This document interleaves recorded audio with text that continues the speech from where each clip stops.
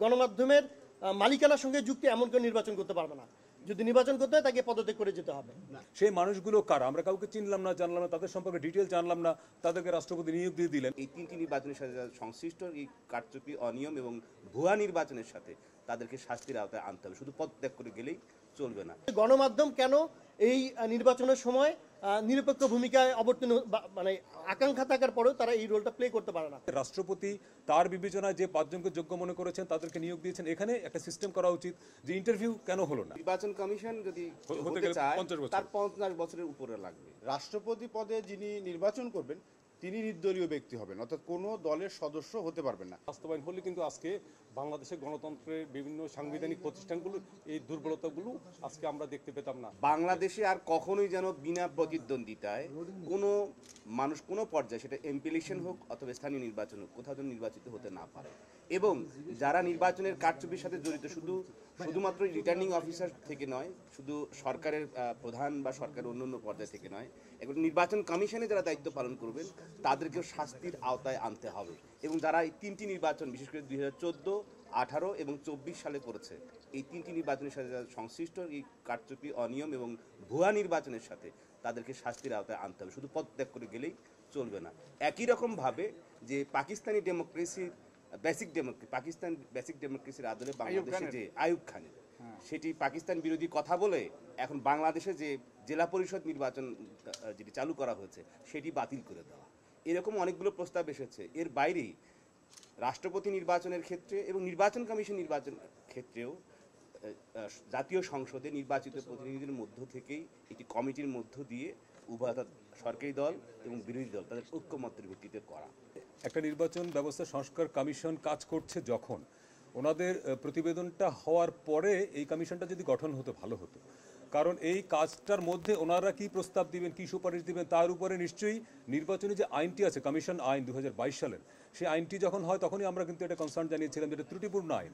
কেননা যেই কোনো কিভাবে কারা নির্বাচিত হবেন, কারা কমিশনার হবেন, এবং একটা একই ফরম্যাট, একই ধরনের কোটা, মানে একজন সাবেক আর্মি, 3 জন সাবেক সচিব, একজন নারী, ফলে এর বাইরেও অনেক যোগ্য মানুষ আছেন। ফলে আমরা যেটা মনে করি যে রাষ্ট্রপতি তার বিবেচনায় যে 5 জনকে যোগ্য মনে করেছেন তাদেরকে নিয়োগ দিয়েছেন। এখানে একটা সিস্টেম করা উচিত যে ইন্টারভিউ কেন হলো না। যদি 20 জন ব্যক্তির নাম আসতো, এখান থেকে ইন্টারভিউ হতো, আমরা গণমাধ্যমে তাদের ব্যাপারে রিপোর্ট করতাম, ওনাদের ট্র্যাক রেকর্ড খুঁজতাম। যিনি আজকে সচিব ছিলেন, তিনি যখন সচিব ছিলেন কোন মন্ত্রণালয় ছিলেন, ডিসি ছিলেন, সেখানে তার পারফরমেন্স কী ছিল। অর্থাৎ যাদের হাতে পুরো বাংলাদেশের ভবিষ্যৎ নির্ভর করছে, একটা ভালো নির্বাচন কন্ডাক্ট করবেন, সেই মানুষগুলো কারা? আমরা কাউকে চিনলাম না, জানলাম না, তাদের সম্পর্কে ডিটেল জানলাম না, তাদেরকে রাষ্ট্রপতি নিয়োগ দিয়ে দিলেন। ফলে আমরা যেটা দাবি জানিয়েছিলাম যে এই কমিশন যারা কাজ করছেন এই পুরো ব্যবস্থাটা নিয়ে, ওনারা যদি স্পেসিফিক এই আইনটি অর্থাৎ নির্বাচন কমিশনার নিয়োগ আইন, এটি হালনাগাদ করা দরকার, আধুনিক করা দরকার। তারপরে যদি কমিশনারদেরকে নিয়োগ দেওয়া হতো, কমিশন গঠন করা হতো, ভালো হতো, এটি আমরা বলেছি। যে কোনো যারা সর্বোচ্চ পর্যায়ে থাকবে, জনপ্রতিনিধি হবে, তারা সরাসরি ভোটে নির্বাচিত হবে। যেহেতু নির্দলীয়, আরেকটা প্রস্তাবনা আমরা দিয়েছি যে রাষ্ট্রপতি পদে যিনি নির্বাচন করবেন তিনি নির্দলীয় ব্যক্তি হবেন, অর্থাৎ কোনো দলের সদস্য হতে পারবেন না। এটার কারণটা কি, যে সবসময় কেয়ারটেকার সরকার, ইন্টারিম সরকার, এইগুলো নিয়ে অনেকগুলো ঝামেলা হয়। আমরা স্থায়ী সমাধান করতে পারি।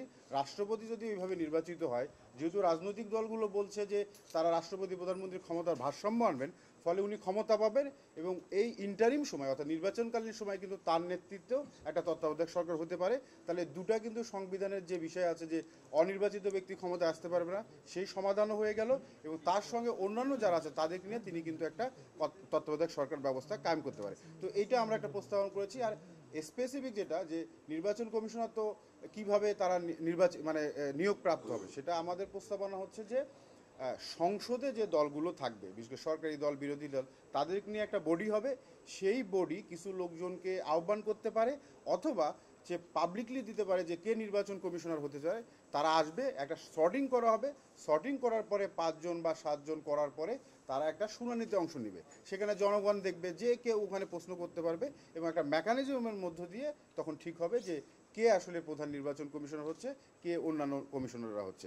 এটা নিয়ে মোটামুটি আমরা আলোচনা করছি। আর সর্বশেষ যেটা, যে অবশ্যই এই যে কমিশন যারা দায়িত্ব পালন করছে তারা এটি সরকারকে দেওয়ার আগে বা ওই একই সময়ে তারা অবশ্যই এটা পাবলিক করবে, অর্থাৎ আমরাও যেন জানতে পারি, মানুষও যেন জানতে পারি। বাংলাদেশে এমপি নির্বাচন করতে 25 বছরে প্রধানমন্ত্রী হতে পারবে 35 বছরে, কিন্তু রাষ্ট্রপতি হতে পারবে 35 বছরে, কিন্তু নির্বাচন কমিশন যদি হতে হতে গেলে চায় 50 বছর। তার 50 বছরের উপরে লাগবে। এবং এমনভাবে সেটি করা যেটি এখানে যারা এই সাংবাদিকতা করছেন অথবা আমরা যারা আলোচনা করছি, এখানে নির্বাচন বিশেষজ্ঞ যারা আছেন, তাদের কিন্তু সুযোগ নেই, কারণ আমরা কেউই কিন্তু সাবেক আমলাও না, সাবেক সেনা কর্মকর্তাও না। সো এই কারণেই যে নির্বাচন নিয়ে শুধু গবেষণা করলেই আপনি একসময় গিয়ে আপনার সেই দক্ষতা যেটি অর্জন করলেন সেটি মাঠে অথবা নির্বাচনী ব্যবস্থা আপনি ব্যবহার করতে পারবেন, সেটি সুযোগ এই আইনে নাই। আমরা দেখলাম যে এবারও ঠিক ওই আগের কোটাতেই একটা নির্বাচন কমিশন ফর্ম হয়েছে, 3 জন আমলা, 1 জন সামরিক কর্মকর্তা আর আরেকজন হচ্ছে বিচার বিভাগ থেকে। এই হচ্ছে যে একটা মানে, আর একজন তো নারী প্রতিবার থেকে এবারও আছে, মানে একই প্যাটার্নে এবার হয়েছে। তো আমাদের যেটা প্রস্তাব যে সেটা হচ্ছে যে আপনারা যে প্রস্তাবগুলো দিবেন সরকারের কাছে, অন্তর্বর্তী সরকারের কাছে, এইটা গণমাধ্যমকে একই সঙ্গে আপনারা দিবেন, যাতে আমরা প্রকাশ করতে পারি যে কি কি সুপারিশ এসেছে এবং কোন কোন সুপারিশ বাস্তবায়ন করা হলো, এবং যৌক্তিক থাকার পরেও শুধুমাত্র রাজনৈতিক দৃষ্টিভঙ্গি থেকে কোন কোন প্রস্তাবগুলোকে খারিজ করে দেওয়া হয়েছে। এটা বিচারের বিষয়টা তো আসছেই। আর আরেকটা বিষয় হচ্ছে যে আমাদের এখানে যে একটা প্রবণতা তৈরি হয়েছে যে জাতীয় নির্বাচনের মতো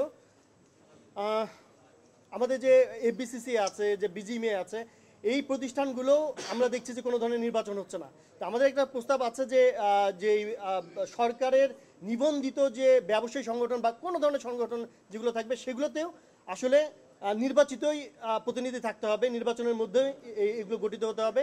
এটা তো বিনা প্রতিদ্বন্দ্বিতায় মানে সিলেকশনের যাতে কোনো ধরনের সুযোগ না থাকে, এই প্রস্তাবগুলো আমাদের ছিল। আর স্বাভাবিকভাবে হচ্ছে যে যদি এর আগে যেহেতু 73 সাল থেকে অধ্যাদেশ থেকে যে নির্বাচন কমিশন গঠনগুলো হয়েছে, তাদের সবাইকে যদি শাস্তির আওতায় নাও আনা যায়, অ্যাটলিস্ট আপনি গণমাধ্যমের সাথে কথা বলেছেন, এই নির্বাচন কমিশনার যারা ছিল তাদের সাথে কথা বলেন, কি কি কারণে তারা তাদের উপর অর্পিত দায়িত্ব যথাযথভাবে পালন করতে পারেনি, সেই ব্যাখ্যাগুলো শোনেন এবং সেই ব্যাখ্যাগুলোর একটা একটা করে সমাধানগুলো যদি বের করা যায়। আর আরেকটা আমাদের প্রস্তাব ছিল, সেটা হচ্ছে গণমাধ্যম কেন এই নির্বাচনের সময় নিরপেক্ষ ভূমিকায় অবতীর্ণ মানে আকাঙ্ক্ষা থাকার পরেও তারা এই রোলটা প্লে করতে পারে না। তো আমাদের একটা প্রস্তাব ছিল যে যারা নির্বাচন করবে তারা গণমাধ্যমের সঙ্গে, মালিকানার সঙ্গে কোনোভাবেই যুক্ত থাকতে পারবে না, কিংবা গণমাধ্যমের মালিকানার সঙ্গে যুক্ত এমন কেউ নির্বাচন করতে পারবে না। যদি নির্বাচন করতে হয় তাকে পদত্যাগ করে যেতে হবে। 90-এর গণ অভ্যুত্থানে যে 3 দলীয় জোটের যে রূপরেখা হয়েছিল, কিন্তু সেখানে অঙ্গীকার হয়েছিল নির্বাচনের পরে যে দলই জিতবে সেই দল সেই প্রস্তাবগুলো বাস্তবায়ন করবে। কিন্তু দুর্ভাগ্যজনকভাবে সত্য, সেই 3 দলীয় জোটের রূপরেখা অদ্যাবধি বাস্তবায়ন হয়নি। বাস্তবায়ন হলে কিন্তু আজকে বাংলাদেশের গণতন্ত্রের বিভিন্ন সাংবিধানিক প্রতিষ্ঠানগুলোর এই দুর্বলতাগুলো আজকে আমরা দেখতে পেতাম না। তো আমরা আশা করব আজকে যে সংস্কার কমিশনগুলো গঠন করা হয়েছে অন্তর্বর্তী সরকারের অধীনে, ভবিষ্যতে এই সংস্কার প্রস্তাবগুলো যাতে পরবর্তী সরকার যে নির্বাচনের মাধ্যমে ক্ষমতা আসে তারা যাতে বাস্তবায়ন করে, তার আগে এখনই সেই ব্যাপারে যাতে ঐক্যমত গঠন করা হয়।